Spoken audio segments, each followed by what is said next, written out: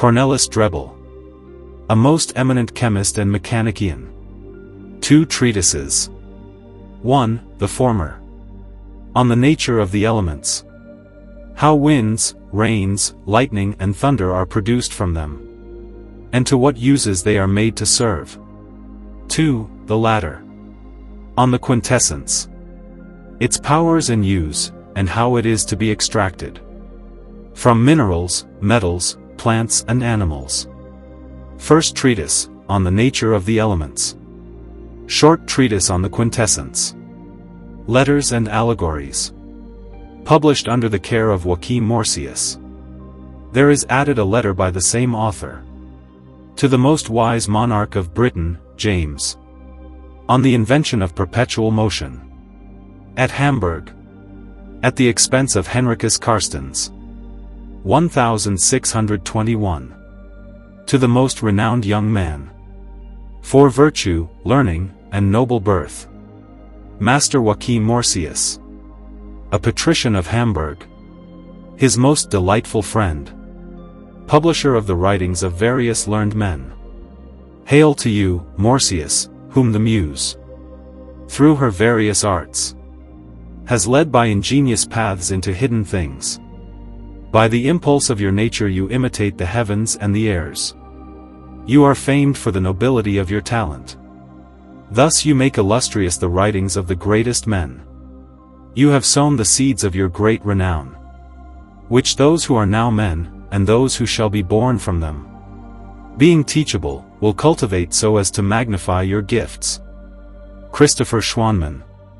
Doctor of Law, Syndic of the Republic of Buxtehude. To the most magnificent and most learned man. Master Georges Schumacher. Most noble Senator of the Republic of Lüneburg. Joachim Morsius. Wishes health and everlasting respect.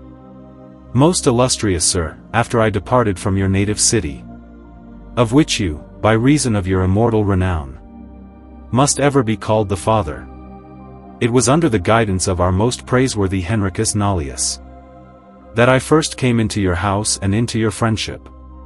You have used toward me, whether present or absent, such courtesy that I must believe you have chosen me alone, as the person upon whom your kindness might test and even weary its powers. What I might repay to your surpassing affection, though I carefully reckon up all that is mine, I cannot discover. Do you, in virtue of your well-nigh divine constancy, not of my deserts, add perpetuity to your most gracious disposition toward me, and firmly resolve that this sincere worshipper of yours, for your sake, will think nothing too hard to bear, no peril of his own too great to face.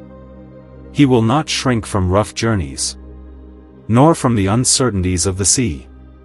On foot he will dare to cross the sands of desolate Libya, and, when the rainy Pleiad is setting, as a sailor, he will enter the Gaetulian Syrtes, as a small yet devoted pledge, a token of my heart's everlasting obligation toward you. Graciously receive from my hand these little Drebbelian books, which my friends advised should be joined together in this form. The first of them, many years ago, through its most illustrious translator, R.P. Laurenbergius, was destined for your honor. Continue moreover to reckon me among your own, whom you pursue with a closer love as the years go by. Farewell, and prosper. Greet, I pray you, in my name, J. Adolphus Tacius, that illustrious ornament of our age, and man of exquisite learning. Written in haste in the month of May, at Hamburg, in the year 1621. Cornelius Drebbel, a most skilled chemist and mechanician. First treatise. On the nature of the elements. How winds, rains, lightning, and thunder are produced from them, and to what uses they are made to serve. Translated by Master Peter Laurenberg, Professor in the Hamburg Athenaeum. To the most excellent and in every respect most learned man. Master Peter Laurenberg. Anagram. Petrus Laurenbergius. Through me praise shall rise for the city. You shall ever flourish in laurel. As highly as Chrysa is praised for its own Apollo, so great a praise through you shall rise for your native city and for the world. And as the laurel, adorned with everlasting greenness, is ever fresh, so shall you always abound in laurel and in the honor of fame. D.P.A. To the most distinguished man, Master George Schumacher. Peter Laurenberg sends many greetings. What happens with coins, most prudent Schumacher, which the prince has struck with a special emblem and sends out among the people, the same is wont to happen with little books, by which, through the learning and reputation of certain men, the public advantage of the Republic of Letters is promoted. Both kinds we handle with curiosity, examine, turn over, and if they present anything memorable, we read them, and each man also interprets them according to the bent of his own genius. As an example, not to seek farther, this little work of Cornelius Drebbel on the elements may serve, which in these last few years who has not handled with careful and diligent hand? Only this seemed to stand in the way of its being more easily understood, that it was written in the Belgian, Dutch, tongue, a dialect which not all equally grasp. Accordingly there was found, not so long ago, someone who brought this little book upon the stage in a German dress, but with unfortunate unlucky success and a ridiculous attempt. For he has not followed the author's meaning where the very sinew, juice, and spirit of the argument lay hidden, nor has he translated everything, nor yet expressed it with sufficient clearness or in proper German. Since, however, the use and profit of that work were commonly believed to be for the benefit of philosophy and of chemical science, I, at the request of friends, the most eminent physicians of this city, undertook, for an hour or two, to apply myself to its interpretation. As I do this, I find it written in a character indeed new, and by a new author lately published to the public, yet it still seems to taste of the native nobility of an older philosophy.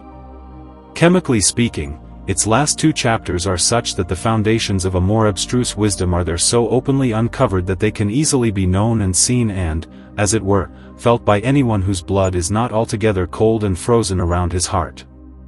But as for whatever remains of the argument concerning the natures of the elements, their transformations, rains, thunders, lightnings, and winds, this is peripatetic.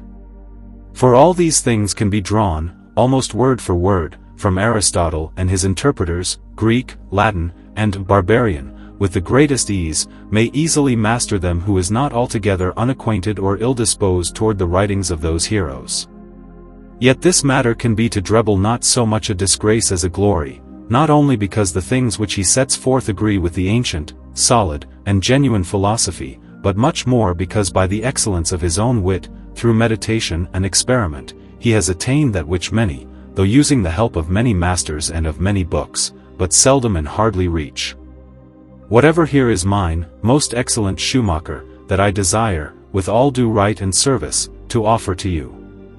Even from that time when we both, engaged in public business, were present at the solemn act of the Academy of Rostock, that eminent generosity of your heart fixed a sharp point in my mind, and left behind a grateful memory of friendship and esteem, which I shall keep unharmed and unbroken so long as the kindly favor of the Divine Majesty shall suffer me to have a part in the affairs of mortal men. Farewell, and be pleased henceforward to allow that this man is to be numbered among your friends. Written in some haste at Hamburg, on the 12th day before the calends of May, 1621. Cornelius Drebbel. Preface to the Book on the Elements. When this discourse comes into your hands, dear reader, be assured that it has been written not for my own advantage, but for your favor and honor alone. For I am not unaware how vain and empty a thing is the glory of mortals. Do we not all owe our origin to the one God, the Creator, an origin lowly and devoid of all pride?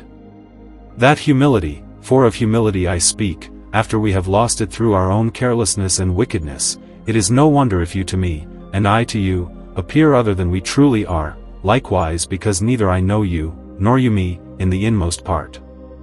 Moreover, if through perversity and idleness, and in addition through hatred, you are ill-disposed towards good and honorable things, and when we begin to exercise ourselves in good and honorable things, shall we not in that very simplicity become wise, and in that humility and submission become rich? And are not you to me, and I indeed to you, as brothers? What do you find in yourself which has not been given you freely, or at least lent to you? Or what could there be in me, for which I should think myself worthy of glory? Woe unto us if we set too high a value upon ourselves and our possessions, and suffer our brother to be in want of them. Here cast your eyes upon the infinite goodness of God, how with a bountiful hand he provides us with all things, even more than anyone knows how to ask for. Search out the riches of your soul, you will find yourself a king of this most excellent workmanship created by God. And are not all the riches of the world made handmaids to you? And even when at length you must leave these things behind you, will not God straightway enrich you with a far more excellent gift, with the unfading crown of eternal life? Why then do you not love these things, even as you yourself are loved by God? You call me rough and ignorant. Were you not yourself once far more uncultivated? I am poor and destitute of goods. Are not you, without your God, pressed by a far greater poverty? Why then do you neither instruct me nor help me, you who go about endowed with so many gifts and benefits from God? Shall I therefore, out of hatred, persecute you for that grace? Far be it from me. For whenever I look upon myself, I find you in my own self. Shall I then judge myself worthy of greater glory than you? By no means, brother, for I am in like case with you. Why then should I lift myself up in proud magnificence? Rather, striving after humility, I will endeavor to despise the vanity of all glory. Is there anything wherein we can truly glory, except in God, who so greatly loves us? Without him, should we not be most miserable? Those who in this world gape after glory or honor, do they not fall away from that God in whom alone is the fullness of all glory? On the contrary, do not those who rejoice in humility, by God's indulgence, become partakers both of honor and of riches? This very thing I have experienced, when I have borne myself humble and lowly, and then my misery turned to glory for me, misery in the sting of death, death into victory, victory into the immortality of my soul. The soul is true riches, the riches are God, best and greatest, from whom and through whom is whatever has been and whatever is, and toward whom all things hasten as to their end. Now, that we may show ourselves grateful, what shall we have to do? Shall we burn myrrh or incense? Shall we circumcise foreskins? Shall we shave our hair? Shall we raise our pulpit higher and, clad in black or white garments, preach? Or shall we with sword and fire root out those who are without the knowledge of God? Or shall we chant forth God's praises?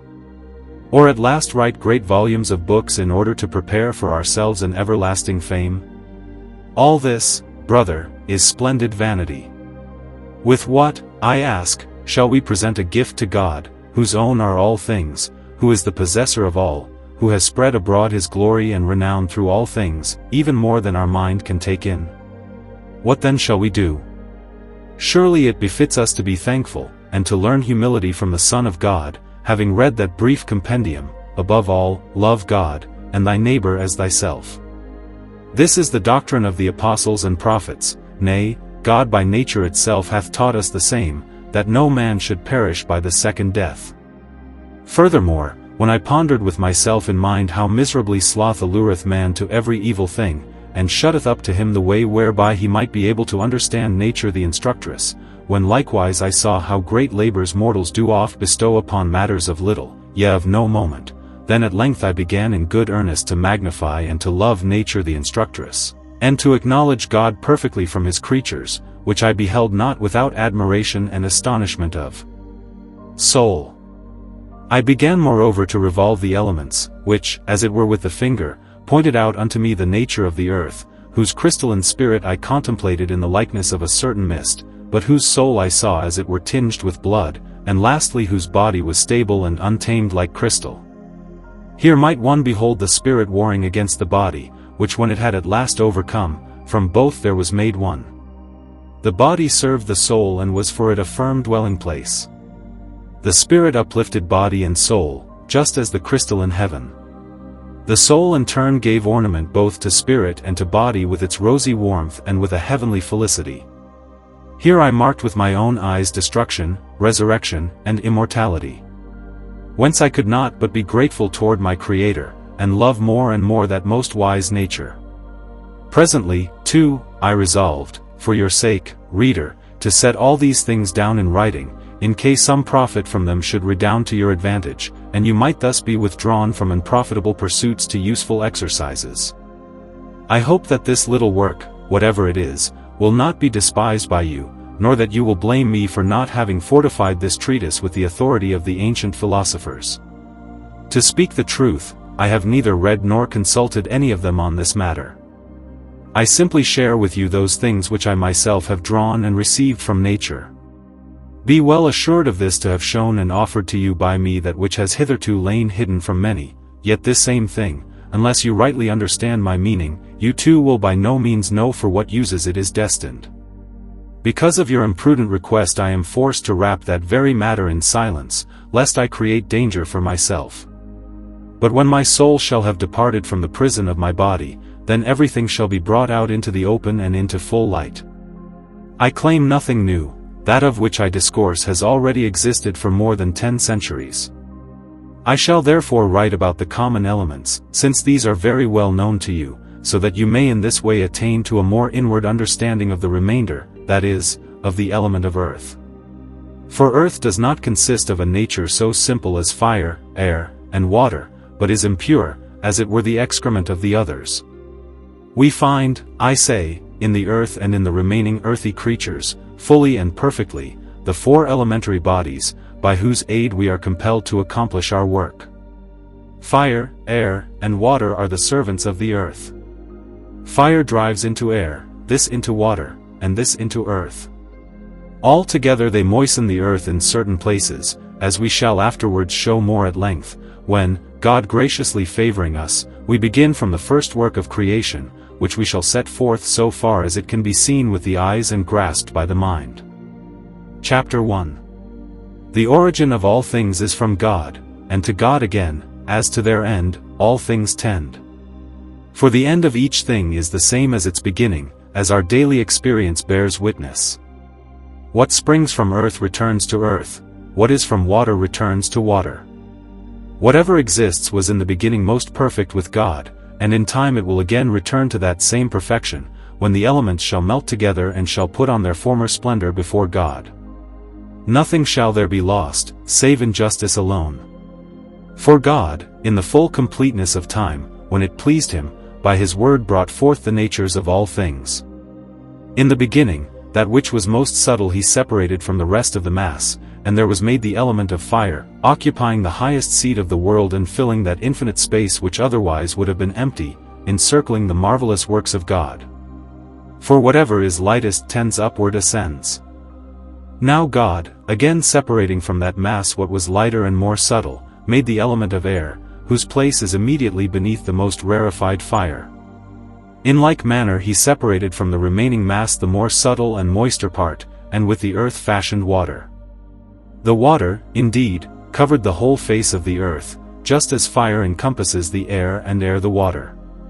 But then the almighty power of God raised the lands that were submerged in the waters up on high, and placed us upon them, so that we might the more perfectly behold the splendor of his eternal light and love him, seeing that we had been created most perfect. Thus in fourfold fashion God divided his works into fire, air, water, earth. Each of these is endowed with its own powers, according to the measure and character of its proper subtlety. Fire surpasses the rest, possessing a more excellent force, by which it can impart to the others a brightness rival to its own splendor.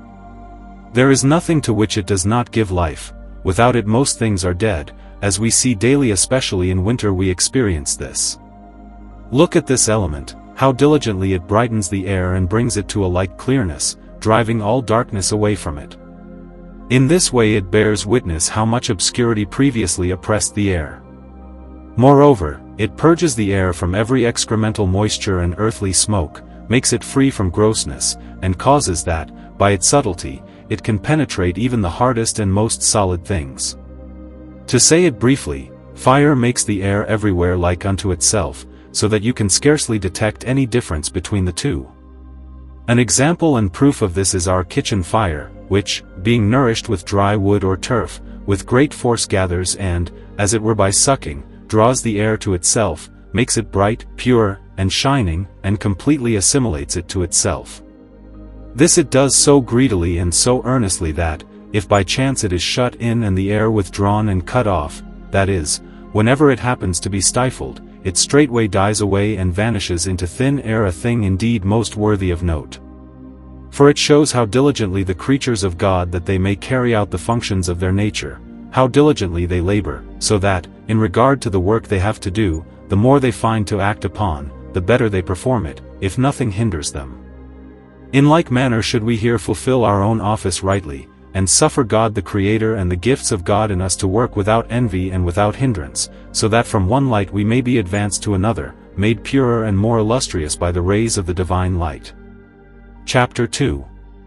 Moreover, just as fire acts upon the air, so also it acts upon water and earth, as we see in turfs dried of their juices and in dry wood, which become no less bright and shining than the air.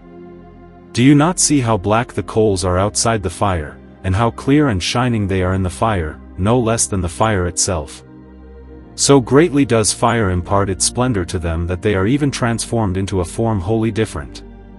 Then they return to their former nature. Even the ash itself does not refuse in the end to be changed into a substance not unlike glass, and finally into one that is invisible. Perhaps you will say that it is impossible that water should arise from the same matter as fire, since things that stand thus related must have received some likeness from the thing from which they are generated, which of fire no one would affirm. For in no way, you say, can pure and shining water be produced by the agency of fire. I reply, two contraries can never be joined or agree together without the intervention of some middle thing. For indeed, after the Creator had separated from the first mass of creation, which we call chaos, the subtler, brighter, drier, and hotter part, there straightway appeared likewise its contrary, namely a thicker, darker, moister, colder being, which was the element of water and earth.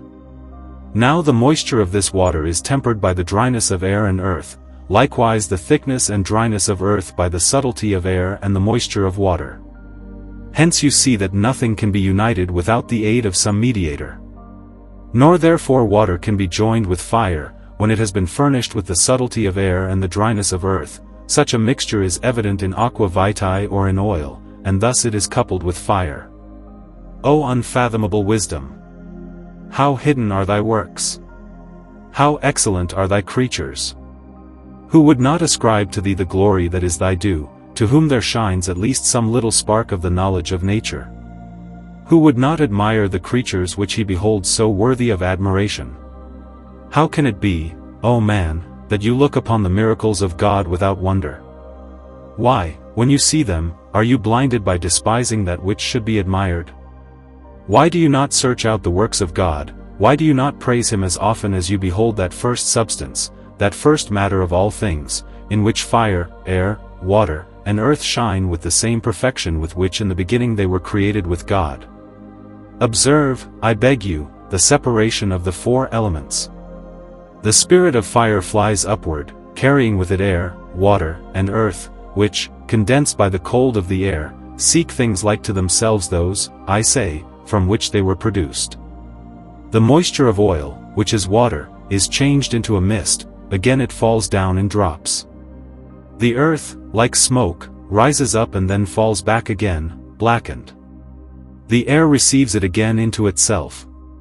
Who, while setting forth the rationale of this marvel, could ever forget the praises of the divine? Thus it is clear, dear reader, that one single fire is the life of all things. It illuminates all and brings them back to that splendor which God from the beginning bestowed upon them, whether it be air, or water, or earth, yet not without a mediator.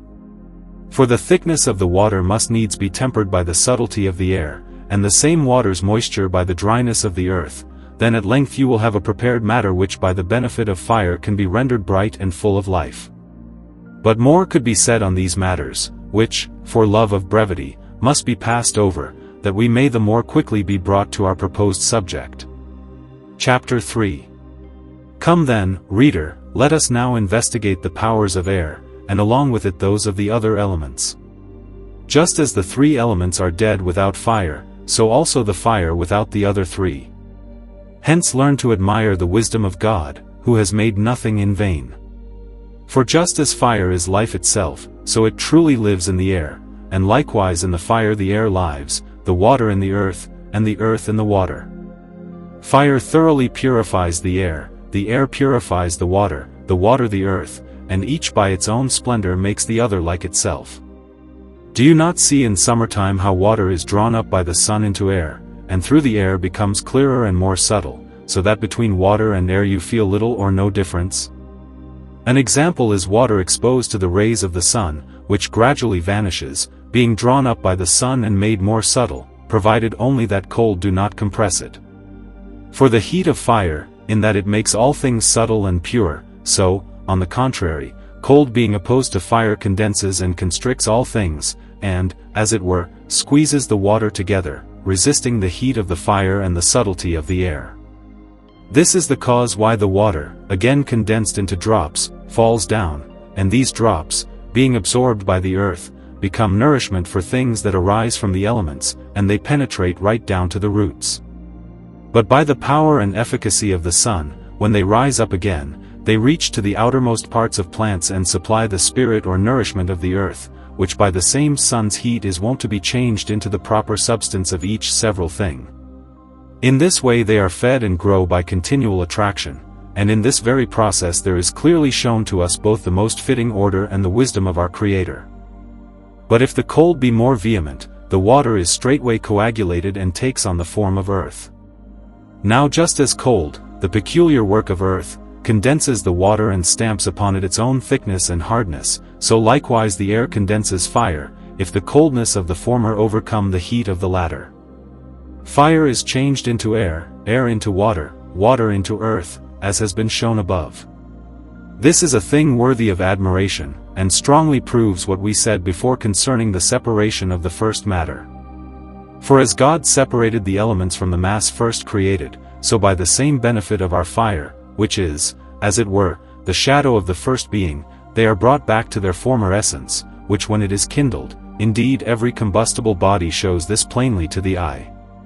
For as soon as oil has been set alight, by the power of the flame it is at once so enlightened that no difference remains between the oil and the flame, nay, the oil is flame and the flame oil, and the oil permeates the flame.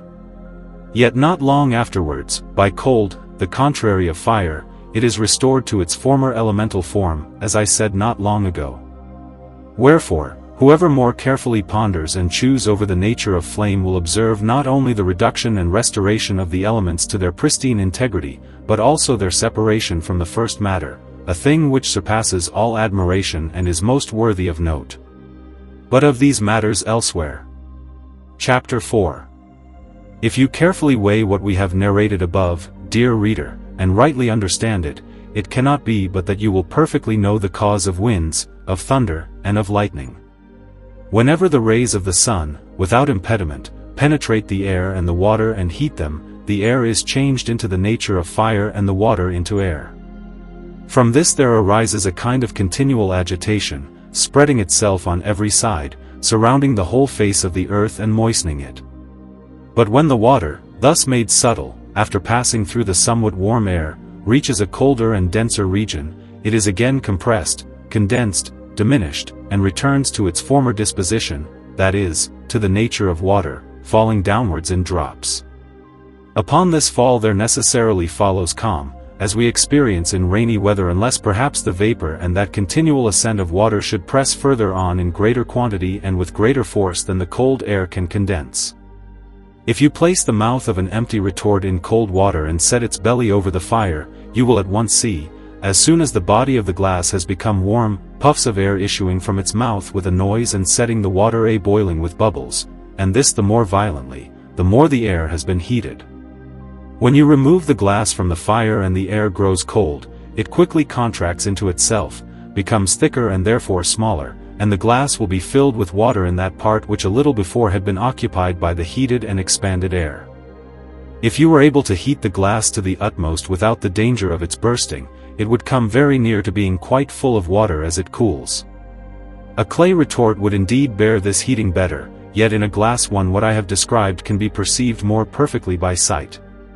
Moreover, the heavier and denser water is than air, by so much the more, under the power of heat, does it spread and swell, yeah, not a little more.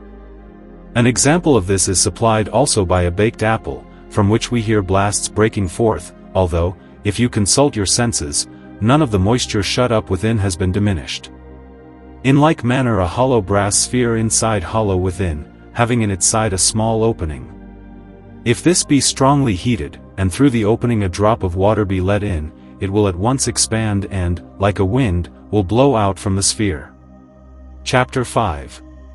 When, with the coming on of evening, the attraction of the water, or, so to speak, its solution, is again lessened since, as the sun gradually sets, the sky for the most part becomes calm and clear, yet this attraction hardly ever wholly ceases, unless perhaps the water is bound by frost, as we see when a vessel filled with water is kept in an upper room.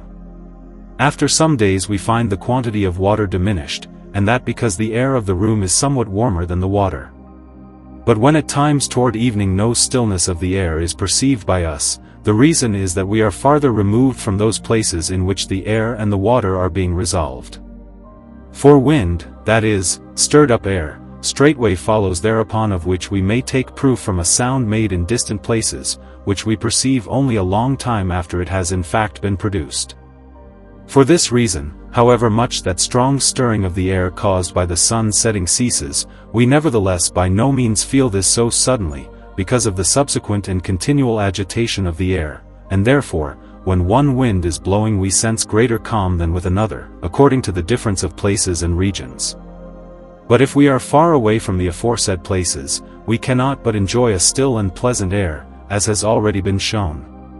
It also happens sometimes that at fixed seasons of the year abundant and frequent rains fall, namely in the months of March, April, May, September, October, and November. The reason of this is easily understood from the foregoing principles. For then we stand midway between heat and cold. The wandering clouds cannot be thinned out because of the lack of heat, but most readily are changed into rain, are turned into tiny drops and straightway fall. And from this it also comes that in these cold regions, in the depth and dead of winter, we are not so grievously afflicted by frequent floods of rain. For the clouds, once raised, are immediately surrounded by the cold air and fall down before they reach the middle region of the air, unless perhaps the exhalations have been so abundant and so frequent that by their multitude and by their continual, unceasing ascent, aided moreover by a south wind, they break and at last overcome the cold of the lowest air. Not seldom, too, they are borne by a strong wind to some other place and, flying swiftly, pass over these regions, and finally by the force of the cold are frozen into snow. These foundations, drawn from the very innermost recesses of nature, if you carefully chew over and consider them, whoever you are, reader, you will not be able but perfectly and exactly to understand whatever may be set before you to learn concerning the nature of winds, indeed much better than I can explain it by words or by writing. These things have been shown at such length by me for no other purpose than that you may understand the foundations of the doctrine proposed, and also those points which, for the sake of fuller knowledge, I am now about to add. Chapter 6. Here now someone will ask how it comes about that, under a summer sky, we more often feel a wind coming from the clouds, and not from those places where the attenuation and attraction of the resolved water took place. Does not this very point clash with what was taught a little before? Far from any contradiction being seen here, rather, by this very fact the truth of the doctrine delivered shines out all the more clearly. For after the sun has rarefied the water and turned it into vapors, and has lifted it on high even into the middle region of the air, then, when those same vapors have received some addition of cold, they rush downward like a thicker mist, until they also reach the lowest air, which is everywhere suffused with warmth. This warm air again dissolves and attenuates the vapors, and, being in turn pressed and stirred by them, supplies the cause of winds. In like manner, the cool and dense air immediately surrounding the surface of the earth, when dense and cold clouds pour in upon it, is itself grow thick, then, being borne elsewhere, it is again stretched out and becomes more subtle, and thus the material of the winds is increased and spreads itself on every side. Often too the clouds, as it were with opposing fronts, run together. For the cold and very dense air drives the warmer upward, as far as the places of the middle cold region, there, growing thicker by the chill of the neighboring clouds, it seeks again the lower places, and there once more, by the warmth of these regions, it is dissolved and rarefied, and flies off from the surface of the earthly globe. In this manner the winds come and go and wander variously, fanning the earth and cooling this lower colony of the world, by the most wise and good decree of God. We may see how we perceive the blowing of the winds to come from that part of the air in which thick and dark clouds are carried. Thus in the midst of summer, if we observe a somewhat dense cloud rising near the southwest, notice Libya, we suspect and presently experience that a southwest wind will blow, then a west wind, or a northwest, and so, according to the different origin of the rising clouds and from their origin and native soil we must look for different kinds of winds. You see, moreover, the reason why so often winds blow with such violence, why in Holland and the neighboring provinces the subsolanus, east wind, or the notoapeliotes are so obstinate and bring with them such long-continued rains, why Zephyr or the Borolibius is so changeable and inconstant, now with the most violent onset, now only shedding light showers, presently calm again, and presently resuming his former vehemence. Why is it that, in maritime places near the coasts of neighboring regions, the wind blows from the sea in the forenoon and during the day, but in the evening and at night from the inland parts? The causes of all these effects, drawn from nature, it would be easy for me to set out, did I not know that anyone who has rightly understood what has been set forth up to this point will, by his own effort and without any trouble, arrive at a complete knowledge of them. Now then, from the winds we pass to thunder and lightning. Chapter 7. Whenever thunder and lightning occur, the air is exceedingly dry and very hot. Water, rarefied by the power of the sun's rays, passes over into the nature of air, and, driven aloft far from the globe of the earth, there it is condensed and thickened by cold, being forced into a narrow space, it again assumes its former character. Then, in the form of a cloud hastening downward, it is driven by the cold air toward the warm air, dry and subtle, which, more quickly penetrating that thick cloud, rarefies it and brings it to the utmost tenuity, and so reduces it once more to the nature of air. Accordingly, while that body is in a moment expanded and becomes perhaps 600 times greater, and demands a larger place, there necessarily follows a certain dreadful agitation and commotion, whereby the inflamed exhalation bursts forth with crash and din, until at last it is made equal to a space proportioned to its quantity, then at length all violence ceases. We have an example of this in nitre, which, being burst asunder and dissolved by the violence of Vulcan, takes on the nature of air. You will experience the same thing if, with a well-soaked cloth, or with your hand, you sprinkle cold water upon molten lead or on glowing iron. That water, by the vehemence of the heat being made subtle and turned into air, gives forth a sound not unlike thunder. Nor is it anything else when, by frequent blows, we strike fire out of flint and steel, the hard substance of the flint being shattered. This, namely, is the cause of the sparkling brightness. Furthermore, when the remaining clouds pass over those places which, by the thunderstroke or by the breaking up of clouds, have been cooled, and again reach the warm air, then this warm air once more permeates them and penetrates them on every side, for, like fire, it always strives to ascend, and at length dissolves and rarefies them and changes them into a substance like itself, that is, into air, as we have just now shown. Hence it is that such diverse peals of thunder are heard through all those parts of the air which were once notably heated by the sun's rays and afterwards have cooled again. Chapter 8.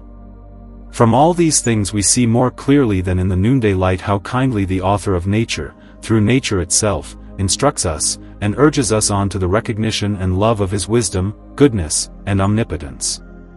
Look, I pray you, at the fine, excellent, and wonderful order which, if we examine closely, shines forth in all things.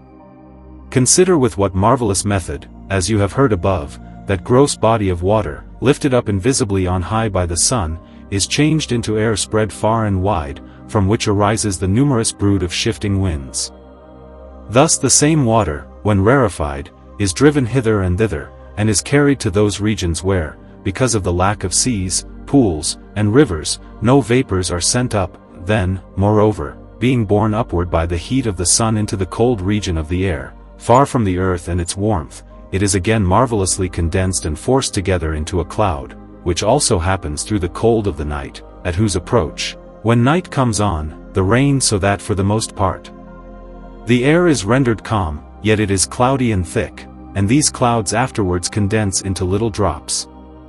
Thus the thirsty earth is drunken with the benefit of the dew, and in it, as it were, rotting, it is liquefied. Then, further, these two things together penetrate the whole substance of the plant. But because by the power of the sun the liquid moisture of the water is drawn up to the very extremities of the plants, and by its own nature is subtler and lighter than the earthly portion destined for nourishment, it comes about that this attenuated liquor departs into the air, leaving to the plants the earthy nutriment, which they by their inborn power and life convert into a substance like themselves. And this is the single nourishment of all things that spring from the earth, and of all living bodies. This is the cause why, after putrefaction, all things return to the earth again, a fact indeed certain from experiment, but which scarcely one in 1,000 either understands or rightly considers. If our Hermetic philosophers knew this their benefit, they would not, with such anxious effort and so great solicitude, seek to acquire the first matter of their work. Those very things themselves, which I have called clouds, if, being carried upward, they happen to fall into places that are especially hot, then at length they produce thunder and lightning, through that swift and, as it were, momentary expansion of their substance, and often also winds. But if the temperature of the air is only moderate, and a little warmer than the clouds, nothing is generated except gentle rains and winds, as has up to now been set forth at length. Chapter 9. I seem up to this point to have searched enough and more than enough into the true uses and offices of the four elements, fire, air, water, and earth, with no other purpose than that each person may clearly understand what each of them is, and how great and how wonderful the efficacy of nature is. Now I make the following compendium of them all. Fire is nothing else than subtle air, air is subtle water, water is subtle earth, earth is fire made thick as the examples brought forward above plainly show. Indeed, but the earth itself, whether by the force of fire or by an efficacy inborn in nature, when dissolved is transmuted into water, and becomes salt, and a certain virtue of the earth, of which process calcination gives perfect proof. Salt itself, when dissolved by fire, is changed into water, as may be seen in the distillation of strong waters. Again, by the power of fire, water when it is dissolved becomes air, and air becomes fire, as has already been said above.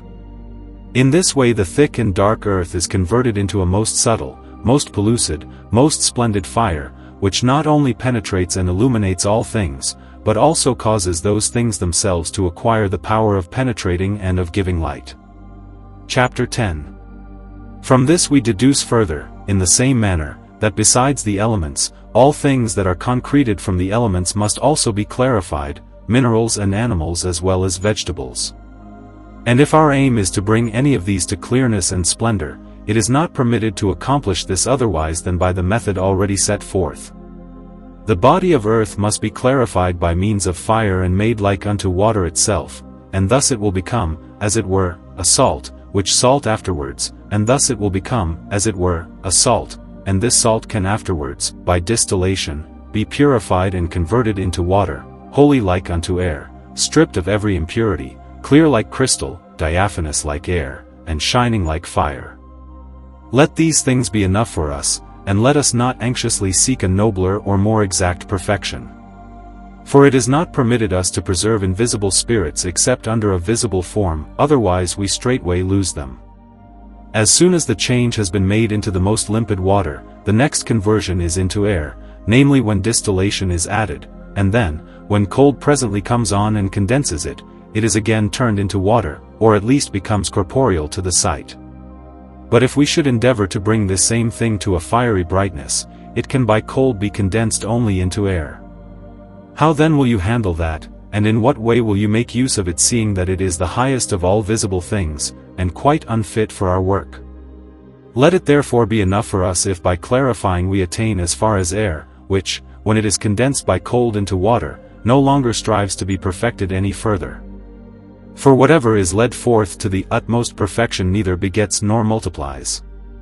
But after we have now changed the earth, by distillation, into the most limpid, most splendid, most very clear water, or oil, or whatever else you may wish to call it, then this in turn is sown with the seed of our body, which there putrefies, and at length acquires a brightness and perfection like unto it.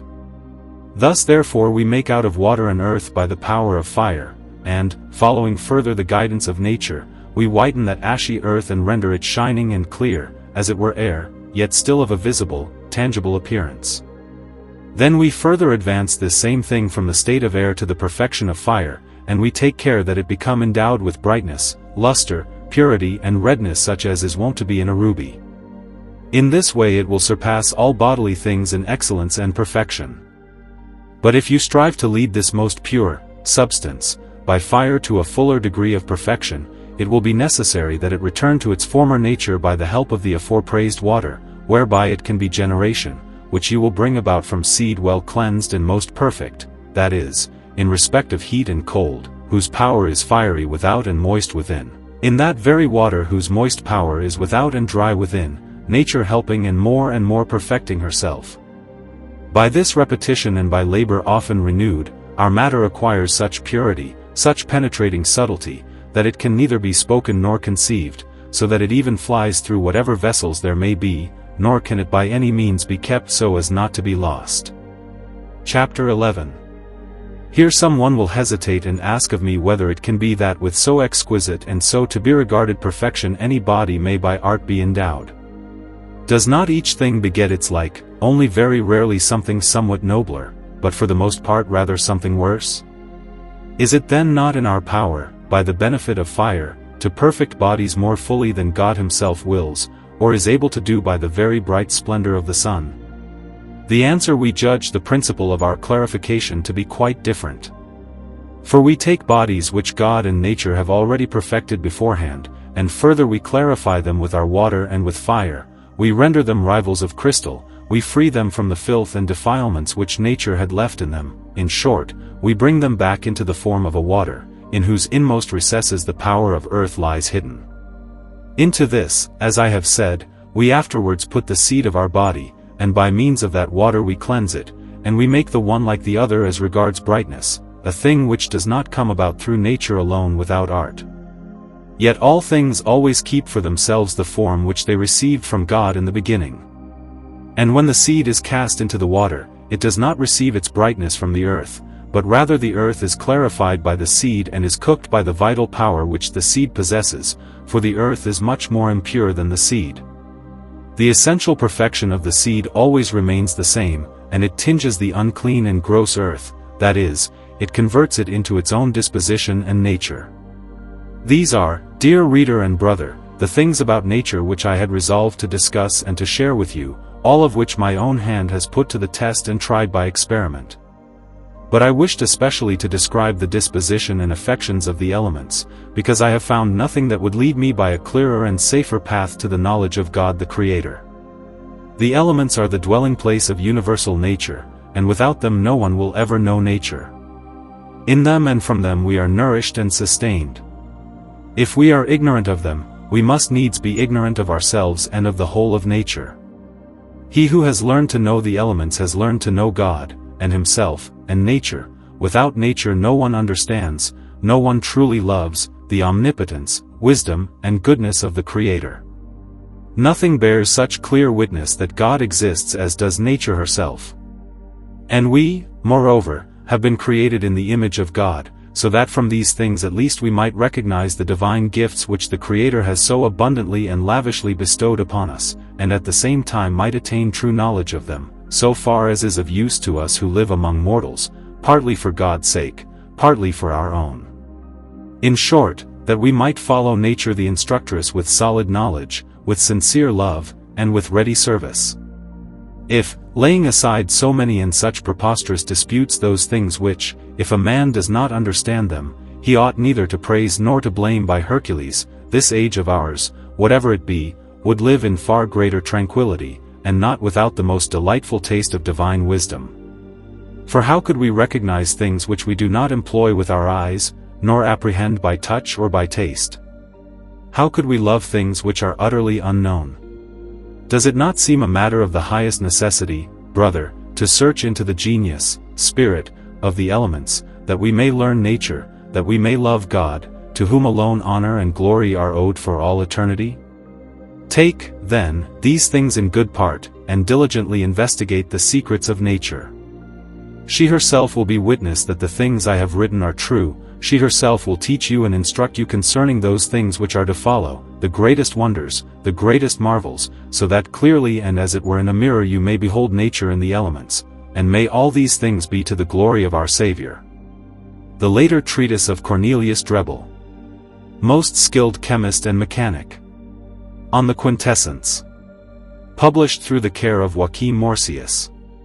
There is added a letter of the same author to the most wise monarch of Britain, James, concerning the invention of a perpetual motion. To the most illustrious young man, Lord Joachim Morsius. Since to thee, Morsius, who by so great virtue dost deserve it, nature of her own accord lays open her sacred recesses, so that neither grim hunger for gold nor the burning lust of honors has drawn thee, nor has poverty of soul dragged thee into the camp of pleasure. For he who from his earliest years thus diligently seeks wisdom abides eternal, surviving even death, though it be unwilling. Written for love's sake. Petrus Finxius, Doctor of Philosophy and Medicine, Professor at the renowned Ernestine Academy, in Rinteln. To the most excellent philosopher and physician, Dr. Henricus Nollius, of the illustrious Gymnasium of Steinfurt, Doctor and Professor Joachim Morsius sends greeting. Since, together with the study of public law, philology, and sacred and profane history of all nations, it has greatly pleased me, most excellent Nollius, to join to these an exact knowledge of nature and of hermetic medicine later indeed than was fitting, yet in earnest nevertheless, and, as I trust, not without advantage to myself and to the public. I certainly owe much to my recent journey to Britain, and, with me as persuader, no one to seek the golden fleece he reaches the famous island of Colchis. Receive from me in this letter the first completed sample, this most learned little work of Drebbel. Within a few months other small gifts of the same sort will be sent to you. For indeed, no glory will be sought for my affairs without you. Whether I wage peace or wars, you are for me the greatest of things. The faith of my words, and a life that knows not how to deceive. Farewell, thou half of my soul. And think that I am wholly yours, and very much so. And bid from me greeting to your most renowned colleagues, Genandus Regursius and Clement Timpler. Given in haste at Leyden in Holland, in the year of Christ 1620, in the month of March. Of Cornelius Drebbel, a most expert chemist and mechanic. Short treatise on the Quintessence. The Quintessence is a thing eternal, immutable, incombustible, invincible like heaven, perfect in all the elements, and abounding, almost beyond belief, in heat, dryness, cold, and moisture. For when there is need of heat, it bestows it, and, which is most wonderful, we do not perceive any coldness of it, nor likewise do we perceive heat, if it is applied to those who desire cooling. Moreover, when moisture is lacking, it lavishes this to satiety, yet no dryness of it appears. And so the case stands also with the remaining qualities of the elements.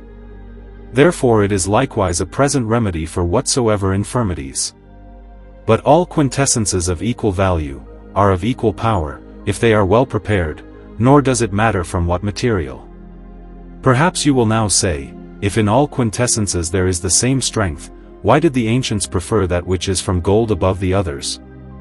I answer, there is indeed nothing in the world in which the quintessence is as pure as it is in gold.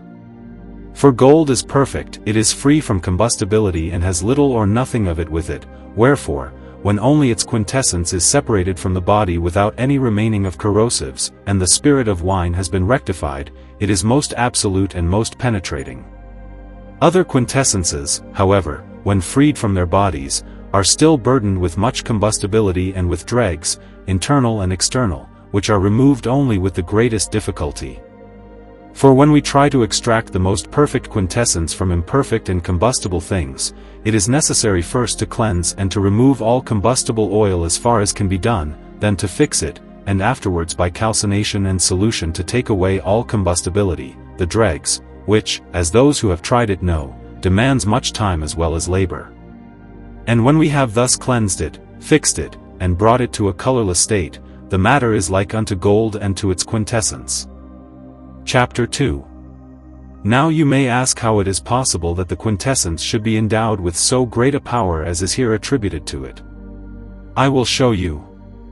If you put it into spirit of wine from which all phlegm has been removed, so that salt, otherwise easily soluble in moisture, is not dissolved in it, it will at once form a mixture, and that because of the overflowing moisture that is in it. Yet although to the sight it is dry, indeed drier than salt, still no dryness appears here. Which is a marvel, all the more because it even coagulates the spirit into a crystalline stone and takes away its heat, although that does not congeal either by cold or by any other thing. From this two contrary effects result, the one is a copious humor when it dissolves, the other, a cold dryness when it coagulates. But its rushing heat becomes manifest if it is dissolved to fullness in common water, for in that case, when it would otherwise most readily freeze, even if it be set in the coldest place, the water will not congeal, nor will it be spoiled, nor will it ever stink. From this the perfection of the four elements is most plainly shown. Nor does this happen only in wine and water, but in all imperfect things, to which it grants that which they lack. For if a sufficient quantity of the quintessence be dissolved in brine, its dryness will depart, so that anyone may drink it without danger. And indeed, if you mix it with the most poisonous water, the venom will vanish in a moment, to such a degree that it may safely be given for anyone to drink. What if it be with aqua fortis? The same must still be said. But then it must be fixed, so that it may be distilled together with it, for otherwise the aqua fortis, by the heat of the stomach, would fly up into the brain, and before the quintessence, along that channel of nature, had reached it, it would, by penetrating and corroding, kill the man. But when it is volatile, it rises together with it, defending the brain, and granting to all poisonous waters that which they crave. Or again, aqua fortis can be fixed together with it, and when it has once acquired this same property, it passes through the whole body without injury, since it is perfect in all the elements, the defect of which is the cause of venomousness. For either fire, or water, or cold, or dryness is lacking. Strong waters bear witness to this, which are the moist spirits of minerals, in them soul and body are wanting, but when they have been filled with these, they lose their corrosive force. Spirits are likened to air and water, although they do not subsist without fire, for air is not without fire and fire without air is dead. For this cause three elements exist in strong waters, yet air and water predominate. This is proved from salt, for wherever it is dissolved, water also bears the chief rule, and in those things in which air, or air and water together, are present, there is found a sharp and penetrating taste, as in vinegar. But if fire and air prevail, the taste becomes yet sharper, hotter, and more penetrating. What where it is, there is no place for salt, as in spirit of wine well rectified, and this because of the fervid dryness that is in it. Accordingly, whatever spirits have a soft and flabby savor and soak up salt have water as their mistress, but the sharp ones, and those which dissolve salt, have air and water, while those that are foul and yet penetrating, and do not admit salt, have fire and air. From these proper qualities the nature and power of spirits, and the causes of their imperfection, become known.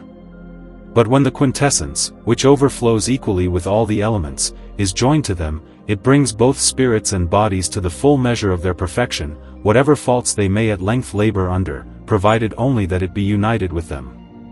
Whatever, however, is without this property is far removed from the quintessence. But this fearful co-union is a secret, and therefore known to few, a gift of God, and so it is not fitting for me to write of it more plainly, but only to have shown it by the example of Jesus Christ, who, mediator between God and us, by his transformation into man hath united us with God unto eternal and immortal perfection. O absolute wisdom!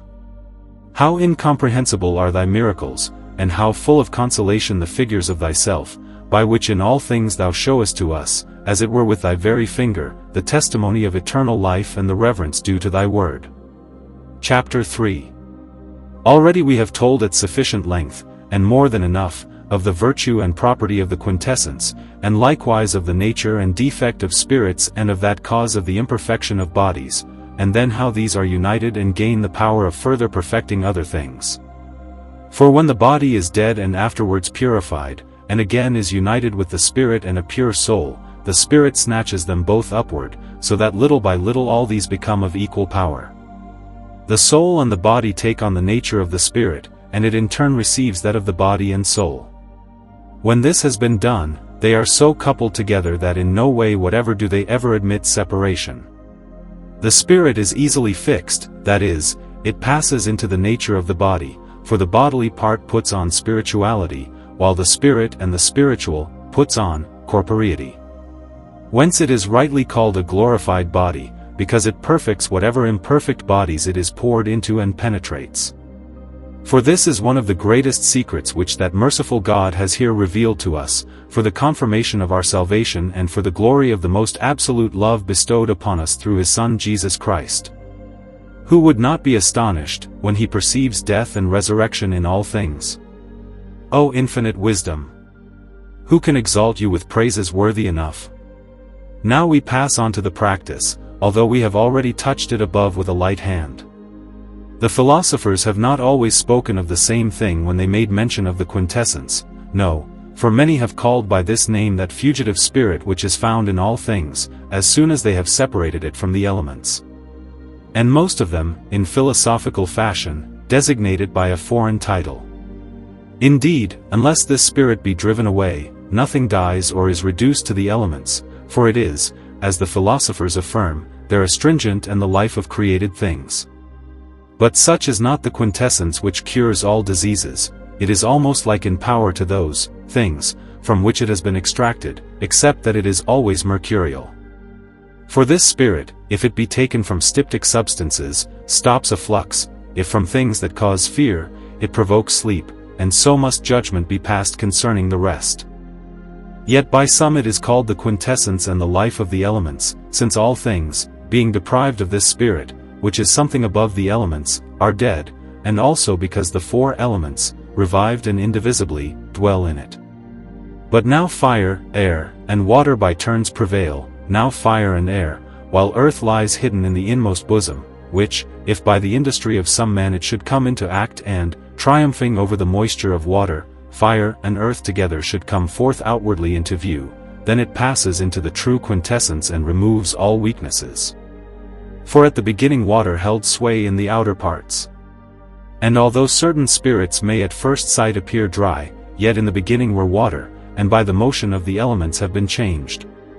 Moreover, by art we also must procure for ourselves a water endowed with the virtue of air, and its moisture must be transferred into a crystal, dry, volatile, and pellucid. Then the air must afterwards be made better by the efficacy of earth, and this in turn is to be adorned with perfect heat and the power of fire. And in this way the matter must be multiplied with all the forces of the elements, and must be set above them, if it is to drive away their diseases. Chapter 4. Here the secret will be disclosed which the philosophers have kept more hidden than the rest. For the efficacy of this spirit, so far as I know, has before now been handed down by no one, and you may rightly call it the fire and life of things, or the mercury of the philosophers, or the radical moisture, which in very truth is fire itself, that is, the dwelling place of the life of the elements. Whatever we undertake to perfect must be reduced to this form. Nor does it hinder that this spirit is present, more or less, in all the elements, for the elements, once joined together by God, as the philosophers with one voice affirm, cannot be utterly parted asunder, they always remain in some measure mingled together. Now this radical moisture so adheres to the elements, and is so dried up, that nothing pure can be made from it without the addition of moisture, for it is their odor, taste, and color. And the more they are cooked or calcined, the more they lose odor, taste, and moisture. But this spirit, the more it is philosophically cooked, the more of the superfluous moisture in it is dried away, and it becomes better and better, inasmuch as it draws nearer to perfection, and therefore among the philosophers the dry elements above the rest are extolled with such praises. Yet, if we would name it rightly, it is nothing else than elemental water, secretly containing fire, air, and earth. Fire resides in the air and earth reside in the water. The heat of the fire overcomes the coldness of the earth and preserves the moisture alive and liquid, so that no cold can freeze it, as is evident in spirit of wine. Now the moisture of the water hinders it from being dried up by the dryness of the fire and the air, and so it goes on. For all the elements also are changed into the nature and form of this spirit. It is therefore clear that the elements are perfectly present in it, yet they dwell together in the water, which the philosophers, as has been said above, bind to the life of the elements, that is, to fire, and so assist it with the philosophical fire that it surpasses all the rest. Then it is the absolutely pure quintessence, red like a ruby, unchangeable and incombustible. Therefore search out nature, it will teach you to know God, our Creator, and will show you His goodness and power more than anyone on earth can do. Wherefore to the best and greatest be praise for ever and ever. Amen. Chapter 5 Quintessence Soul. Let aqua fortis be made from vitriol and saltpetre, into it cast as much prepared common salt as it will take. Then let it be saturated with leaf gold, until, after it has been kept for 3 or 4 days in a gentle warmth, it drinks in no more, but, the gold, remains at the bottom leaves something undissolved, or reduced to chalk at the bottom. Afterwards pour on common quintessence of wine, well rectified. Set it on a warm furnace, and the quintessence of gold, or tincture, together with the spirit of wine freed from phlegm, will float above, red like blood. Now distill, repeat the pouring on until the rectified water draws off no further tincture. Then dry the color, and by alternately dissolving and coagulating wash it with clean water, until the sharpness of the aqua fortis disappears. From this, in due proportion, let it be taken up by a spirit in which not even a single drop of watery moisture can philosophically putrefy, so that both may ascend together, and you will have the quintessence of gold, by the aid of the spirit of wine, healing all diseases even to a miracle, and endowed with all the properties mentioned above. For the tincture, the soul of the spirit of wine, represents both body and spirit, nor can they ever be torn asunder by any means. Therefore this is the perfect quintessence, and without the spirit it would not be quintessence, and even the smallest dose of it would kill a man, as was said in the preceding pages. But if, by subliming the tincture of gold, you cause it to pass over to the body, then make it red and dissolve it in common water, you will find the true quintessence without any addition. Or there is also a shorter way, namely, if you wash the salt from the body of gold after it has been freed from the aqua fortis by evaporation, and then reverberate it, as also the spirit or tincture, until it is dissolved in common water, and then fix them together. And this is the most perfect and most subtle way. Chapter 6. On the quintessence of metal and mineral. Dissolve your metal or mineral, without loss of any of the spirits, in distilled vinegar, let it slowly coagulate in a warm place, or distill it until it takes on a thin skin, or thickens like oil. Afterwards let it, in a cool cellar, return into crystal. Evaporate the moisture, and let it again become crystal, until at last all the liquid has become solid. Now dry the little stones in a warm stove, and again dissolve and crystallize, so that you may have a cleaner nature. When this is done, let it be digested to blackness. Then, with rectified spirit, draw out the tincture, let it be dried, and afterwards digest it again until both, tincture and spirit, rise up together. And you will have the quintessence of metals and minerals, powerful against every defect whatsoever. Or else you may also cleanse the body and fix it with a pure spirit, just as was said concerning gold. Chapter 7. On the quintessence of vegetables. From all herbs that possess a pleasant smell you shall distill the spirit, and strip it of its watery moisture. The subtle spirits will come off first, and, as with the spirit of wine, they fall into the receiver not drop by drop, but in many little rays. When these cease, there follow certain drops or watery little clouds, which are a sign that the spirit has passed over. Then remove the receiver, and from the dregs or matter remaining in the bottom of the cucurbit draw out the tincture, by dissolving and coagulating make it pure. Afterwards fill it again with the spirit, only so far that it can receive no more rise and sink, until they fly over together. When this has been done, you have a perfect quintessence. But if the herbs should be without scent, you will dissolve them in distilled water, or by distilling them you will dry them and pour upon them their own water, adding only so much common distilled water as shall seem sufficient. Then, by dissolving and coagulating, you will free it from the dregs. Afterwards in your rectified water dissolve it in due proportion, and take care that, as they rise upward together, they pass into a red water like blood. And if perchance they wish to dissolve more, you will satiate them with your tincture, as before. You will also be able to fix the body. Chapter 8. On the Quintessence of Animals.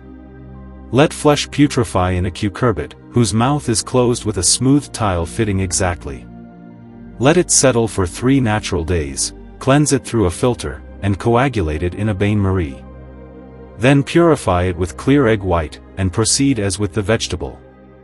You now have, dear reader, various methods of the absolute ways of preparing the medicine, or the quintessence. I hope you will plainly and fully understand them, if you read attentively. Many secrets I touch on here only lightly, and for this reason alone, that evil and perverse men may not misuse them to the contempt of God. Farewell, and investigate the motion of nature. Petrus Severinus. In Idea Medicinae Philosophicae, Chapter 15. Page 405, my Erfurt edition. Unhappy mortals, while we spend our lives on useless questions and disputations, we leave untouched the chief treasures of nature, in which the medicine for the most grievous diseases has been placed by the Most High. Nor do we only leave it itself alone, but we also hinder others who wish to inquire into it. We obstruct them, condemn them, and load them with 1,000 mockeries, and we foolishly deride the faithful truth of our forefathers and the divine knowledge. Letter of Cornelius Drebbel. Most expert chemist and mechanic. To the most wise monarch of Britain, James. On the invention of a perpetual motion. Published through the care of Joachim Morsius. Death bites all things, the force of time dissolves all things. Yet sound learning stands fast, an honor without end. Hence, if anyone, content with little, has loved the muses, he, even though death be loath, lives on, surviving it. Since you are wont to ponder this in your heart, O Morsius, I dedicate you to our own age, and after ages shall read you. Written by L.M.Q. for Master Joachim Morsius. A man most devoted to ancient learning and to the worthiest disciplines. A patrician of Hamburg. Ambrosius de Bruyne, a Belgian. At Westminster, last day of January, 1620. To the most excellent Theosopher. Master Daniel a Yulierden. Joachim Morsius sends many greetings. Most often do I recall to mind our most delightful meeting, in your holy hermit-like retreat, before my journey to Britain, when we spoke about the hierarch of the mysteries of all the ages, most worthy of recommendation, Cornelius Drebbel. His remarkable treatise on the Quintessence, translated by that most excellent and exceedingly learned jurist Isabrand Ryetwyk from Alkmaar and addressed to me, I have in these days brought out for the common use of the cultivators of a more genuine chemistry. For this honest boldness, or rather this confidence of affection, the author who has deserved so well of me, and has hitherto never refused me anything will also, I am sure, readily grant his pardon. Now, since I have resolved to add to this edition the letter of that same most excellent Drebbel, written to the most wise James, King of England, Scotland, Ireland, and France, concerning the invention of the perpetual motion, a letter that was given to me in London by John Unger Hunyadinas, my dearest friend and a most keen and industrious investigator of nature, it has seemed good to me to dedicate it to you. For here I would dare to ask for 100 voices, so that, in a pure voice, I might draw forth and in words fully express how deeply I have fixed you in my inmost breast.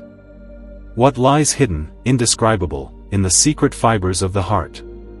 Do not in truth doubt this, that by the sure covenant between us two, our days agree together and are guided by one and the same star.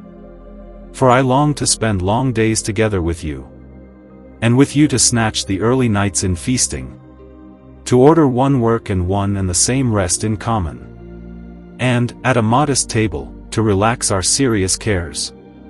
Farewell happily, ornament of your fatherland. Given suddenly at Leyden in Holland. In the year of Christ 1620, in the month of March. The pleasure I have received from investigating the nature of the elements, most serene king, is the one thing that has impelled me to write to your majesty. For I have seen many pleasant, astonishing, and incredible things, worthy of admiration and most useful for coming to know God from his works. Has not the omnipotent and divine wisdom created all these things for his own glory and for our use? For what moves us more to know, love, and worship our Creator than that true knowledge of things, in which he shows, as it were with his very finger, his prudence, goodness, and power? We owe the greatest thanks for the Holy Scriptures, and they are always to be held in the highest honor, yet we owe scarcely less thanks for this, that divine nature, like God himself, reveals him even without faith. For from the manifold and diverse nature of things we learn the simplicity of God, and praise it in many ways. Therefore, unless we understand what we see, hear, and feel, how can we know God? We shall either know, love, or worship God, whom we neither see nor hear, only through a true knowledge of things. Whence we conclude that it is the will of the best and greatest, and also for our own good, that we should perceive what the nature of things is, so that we may learn to know both our God and our own selves. Wherefore, O King, when some years ago I had resolved to investigate carefully the causes of things, in order that we might rightly understand the gifts divinely bestowed upon us, I descended into human nature, and there I found in myself what I had once blamed or approved in others.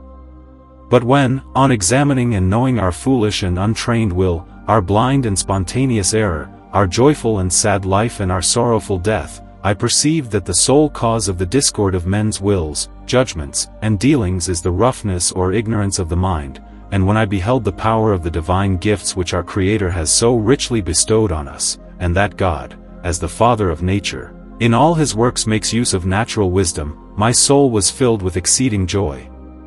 Therefore I set myself to investigate the nature of the prima mobile, thinking that this was the first principle of the works of God, and that through it an entrance was open to a true knowledge of nature. But although for a long time I employed the greatest diligence on this point, yet I found absolutely nothing suited to this science. Thus I lost the sweet hope of this discovery, for the nature of all things cried out the impossibility of my aim.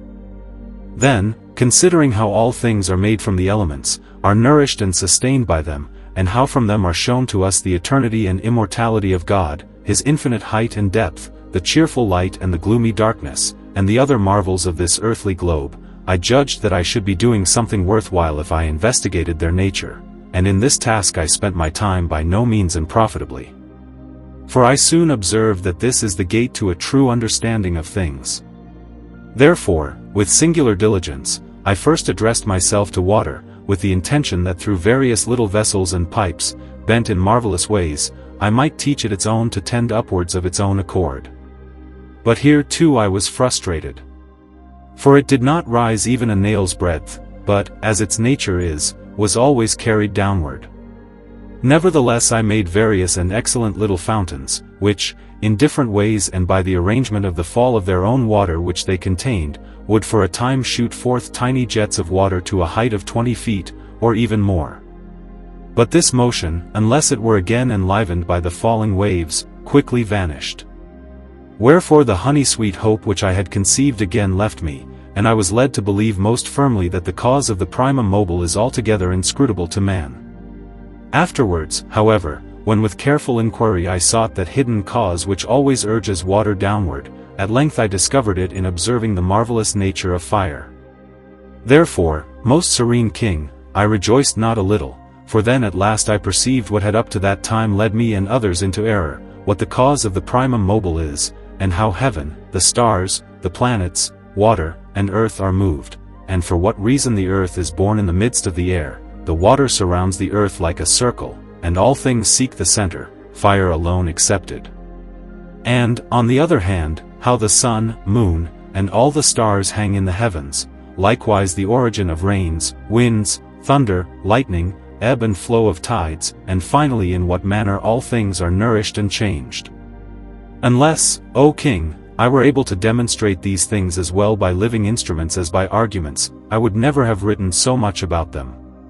For I am not unaware that to all minds, even the keenest, it may seem incredible that these mysteries can be grasped by human industry.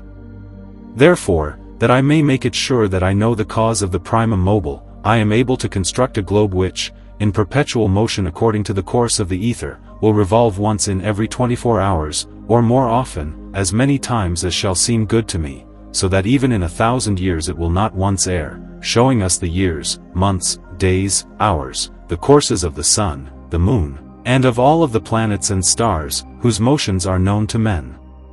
Likewise also instruments of various kinds which at a fixed time, or even continuously, give forth a harmonious concert of sounds. In a word, whatever can be made by weight, by a revolving wheel, by flowing water and by fire. This knowledge makes them perpetual, only the expense alone renders them less profitable if great force is required.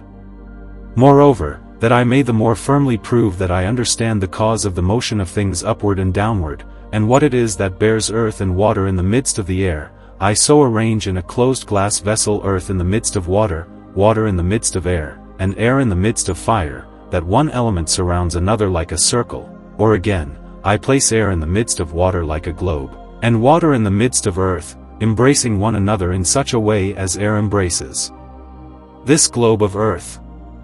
And in this manner I make the high low, the low high, the light heavy, and the heavy light. Furthermore, I drive standing water upward to a height of 10, 20, or more feet. And since I have discovered the cause of the wind, I construct machines that blow with great force. And by means of my knowledge of ebb and flow I make an instrument which ever flows and reflows every 24 hours, showing the months and their days, the course of the moon and the hours, and the ebb and flow forever. In this way your Majesty can, from this present instrument, see and whenever you wish examine the truth of my writing. It is a shoot or little branch of the tree of the perpetual motion, grafted upon a true knowledge of the elements, a work destined to serve investigators of things for an everlasting memorial, that they may understand the marvellousness of nature and what we can do by its gift. I am also ready to show the remaining demonstrations, hoping by so doing to offer to many that pleasant sweetness which is perceived from the hidden causes of things. For experience teaches me that no pleasure is to be compared with the true knowledge of nature, since it shows us the perfect goodness, wisdom, and power of God. Many before me have boasted of marvels, they offer their proof with unheard of words and absurd procedures. I do not trust such men. If bare reason were to manage the matter, everyone would perceive their madness, and so the fame of their great name would be lost. Wherefore I will not only employ arguments and examples, but I will also test the examples themselves by the touchstone of truth. And first I shall relate the cause of fire, then its nature and operation, afterwards the property of the other elements, and further, what cold is, what is the cause of the primum mobile, what is the cause of the sun, how the heaven, the stars, the moon, the sea and the earth are moved, finally, what is the cause of ebb and flow, of thunder, lightning, rains, winds, and in what manner all things grow and are multiplied, intending in this way to point out the road to others, which, after many errors, I have found, so that with little labor they may bring marvelous things to light. For, I call God to witness, neither the writings of the ancients nor the help of any man have I used here, but I have found these things only by continual observation and searching out of the elements. Nor, indeed, have we any testimonies that men of old attained to this knowledge, although many sought after it. They write Archimedes is said to have constructed a sphere which moved of itself perpetually according to the course of the ether, but this same sphere, together with its maker, was destroyed in a single day in a detestable war, and thus the proof of the truth was lost. There exist certain procedures for a perpetual motion, but they are mere trifles, which mislead many and bring none into the desired harbor. If the procedures were true, the ancients would have made such a thing, and would have left us at least some small remembrance of it. Wherefore I will warn all lovers of this art and will point out a better way, beseeching God to enlighten all kings, princes and magistrates with gentle wisdom, so that all men, most serene King, may, like us your subjects, enjoy the golden sweetness of divine peace. This benefit, the greatest thing that a most wise king can desire, your Majesty possesses. What gratitude I should repay I do not know, especially when I reflect that most kings are led astray by blind desire, seeking an increase of their realm by blood-stained Mars, and not considering how impossible it is to gain such things without greater loss and the destruction of their faithful, subjects, of the subjects, who on that account risk their goods, their life, and their blood. What man endowed with any understanding would stake his life for goods that are destined to perish? From this we plainly perceive the fruits of abominable war, and the wisdom of kings devoted to peace, who strive, by good laws, to avert misdeeds and to punish evil justly, turning over in their mind that punishment ought not to be made heavier than the crime, but rather, by gentle mercy, to be made lighter, so that all may taste the most welcome fruits of those who rule, and, instead of the raging Mars, may refresh themselves in the pleasant delights of the arts. To this end I began this my labor as an introduction. But since I am unable sufficiently to express my purpose either in Latin or in English, I have written these things in the Belgic tongue, and have taken care that they be translated word for word into the Roman language, in order that both the sense may be faithfully preserved for your Majesty, and the marvels of nature may from time to time afford delight. I hope that this my expression of devotion will be received by your clemency with the most gracious mind, and that you may long remain safe and in peace under the protection of the omnipotent right hand. Kind reader, if you judge my literary efforts, taken up under your unhoped for favor, not unworthy of your goodwill, I promise you ere long also, in this chemical art, the unpublished works of John Isaac Hollandus, Basil Valentine, Roger Bacon, Guido Magnus and other most approved men, philosophers whose writings have hitherto been suppressed by the envious. Do not therefore tear the reputation of an innocent man with curses, but rather, encouraged by my example to harm no one and to strive to benefit all, cease, if you have been possessed by malicious spite, to brood over these treasures for yourself alone, and instead distribute them as generously as possible to posterity, to the glory of Almighty God and the profit of your neighbor. Nature, mother of things, has created no good which she has not at the same time made common. The sun, the eye of the world, grants his rays to all. The moon, accompanied by innumerable stars, by night repairs the loss of daylight with her brightness, and even leads the wild beasts to their fodder. What fairer thing could anyone speak of, and yet these pour themselves out for the public? Shall only the love of our goddess, i.e. this art, be secret rather than a reward? Farewell, whoever you are, with my best wishes. Think on eternity. Motto of the most noble Polish Baron, Marcianus Geracius. For me the grace of the most glorious God alone suffices forever. All things cry out, one. With God, who does all things, for guide. With nature for companion, and experience for the way. A ready approach lies open to the fortress of truth. And of marvels. Having obtained the shadow of the sun, mix it with fire and water in such proportion that the action of the fire is felt and the working of the water is seen, whereby the shadow of the sun shall acquire the brightness of the moon, and at length, in the course of time, shall come to the splendor of the sun. And this is the true bird of Hermes, lacking feathers, and yet flying swiftly through all things, about which there are so many parables, so many figures, so many books. Reuchlin, on the wonder-working word, Book 3, at the end. Behold, you have it, keep it. Have you heard? Be silent, etc. Nothing is more odious to wisdom than excessive sharpness of wit. He who knows the generations of metals, knows also their purifications and transmutations. Maureenus Romanus. The Lord sets apart from among his servants those whom he wills, and chooses them, that they may possess this divine science hidden from men seek it, and keep it within themselves. For this is that science which withdraws its master from the miseries of this world and leads him back to the fellowship of future blessings. In thee are the signs of me, Morsus, while thou art able of love. In thee I have no treasures of gold, for I leave eternal things. Paradoxes are to be sought by the wise, the truth acknowledged by me. Through 18 years with many errors I have used it. Nothing fixed can be made unless nature herself fix it. Nor can anything be tinged unless it be first tinged. One thing is cooked in two vessels, by fire. To the most polished genius, a man of intellect, virtue, and doctrine. To the most illustrious Joachim Morsius of Hamburg, a most earnest investigator of true wisdom. His faithful friend and companion. Michael Meyer of Holstein, Count Palatine. Physician, doctor, sometime archiator to Emperor Rudolph and to various princes. Dedicates and offers this. Magdeburg, October 11, AD 1620. Joachimus Morsius. His anagram. The H being thrown away, as though it were no letter. Scio Moises Orum. I know the gold of Moses. Why was Moses able so wondrously to dissolve the gold, and why did he mix it with the cold waters? The reason is ready to hand, he knew the differences of things. He possessed a menstruum, and from one body he had a sweet liquor. Consider, my Morsius, I will say, I know Moses' gold. How to dissolve, so thou too shalt one day say, I know it. Hadrianus a Minsict, philosopher and doctor of medicine.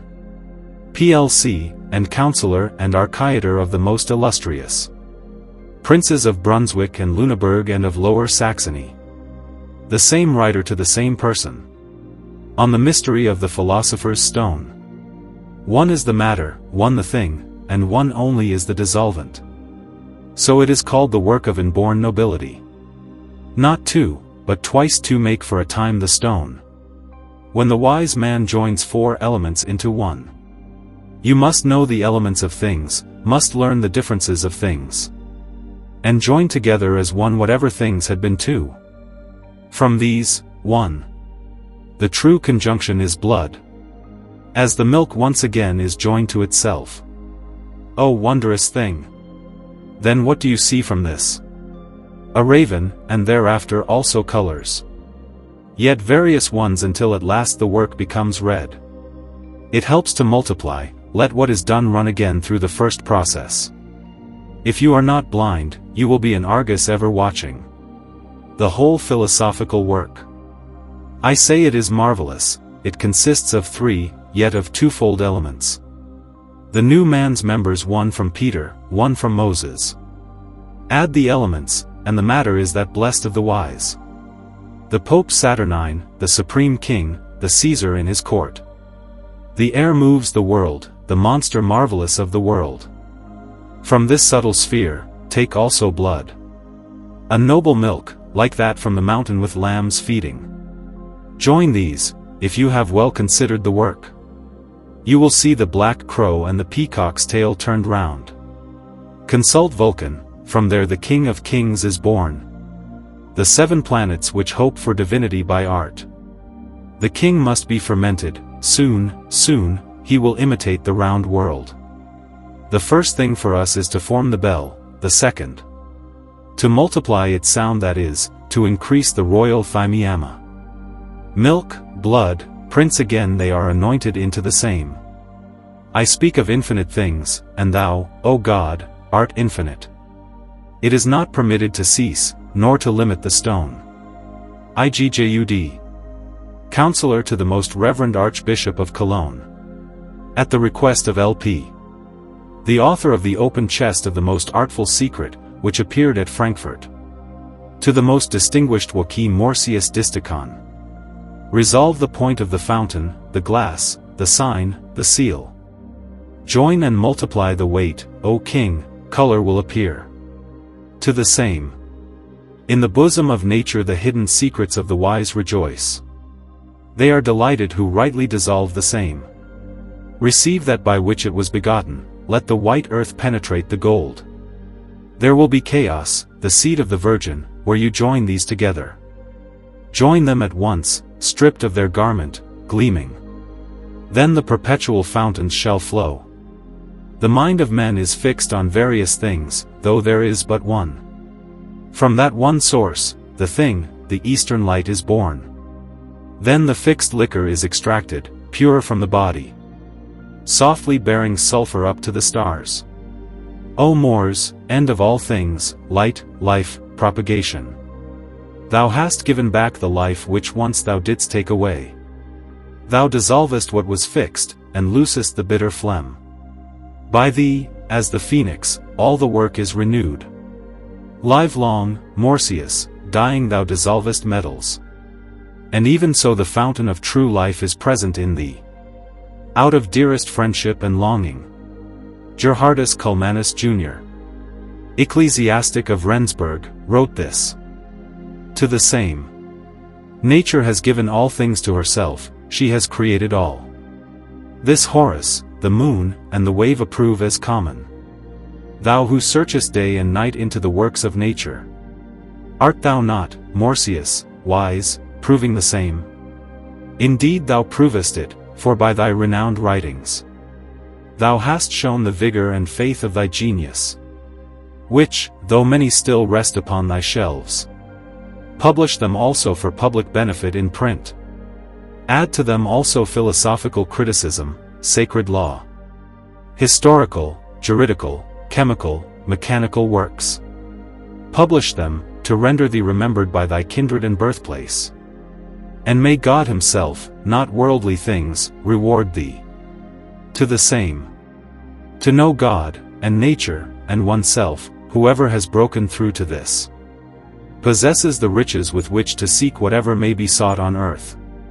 This triad true reason requires to be learned. This the kindly God himself enjoins upon us. These have made you skilled, most illustrious Morsius, whoever bites at you, may his own rude mind bite him continually. Do you go on sending good writings forth into the light? Our age and the ages to come everywhere shall sing of you. To the same. You who prefer learning to your ancestral, splendid treasures. Who that has wisdom within will not love you, Morsius? Go on scrutinizing nature, the parent of things. Go on bestowing the benefits of the graces and the Aeonian muses. This is to know God, this is to adorn virtue by art. This is to make your country's honor everlasting. Since before others you strive after these three, wishing to be refined, who will there be that can deny you to be truly a man? Paulus Bloch, us, rector of the school of Lüneburg, wrote this on the 3rd of April. In the year of the Lord. Learn to seek the things that are above. Another, poem. Of George Heinrich Birkenbusch. PLC, candidate in sacred and civil law. True wisdom has no need to pour itself out in gainful pursuits. It flourishes in splendor though hidden beneath shadows. This is the knowledge of the King of Kings, which conquers fear. In this seat Theosophy stands firm. Assuredly, most illustrious Morsius, your soul is nourished by it. In you philosophy lives, and with it Theosophy thrives. Written at Hildesheim. The same path must be taken back to God. Because God came down to us. Life is a wind, death a harbor, heaven the homeland. When ancient morals, laws, customs, and ceremonies perished, then perished also our ancient happiness. He who knows the one, knows all things. He who learns many things, learns nothing. The heart of wisdom is constancy.